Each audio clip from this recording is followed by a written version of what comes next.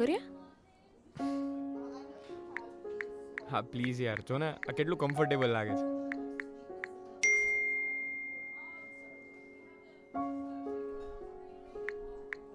તો આમ જ વાત કરીએ ને.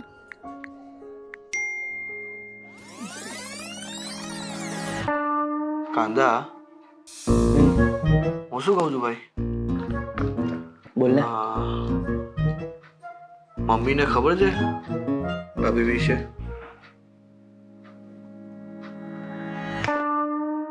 આહા, તને યાદ છે? હા મને ખબર છે તને લીચી બહુ ભાવે છે.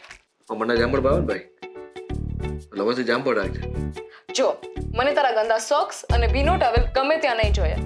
સવારના બ્રેકફાસ્ટ તું બનાવીશ અને રાતનો ડિનર હું. જ્યારે જમવાનું તું બનાવ ત્યારે વાસણ હું કરી લઈશ અને હું બનાવતો તું કરી લેજે.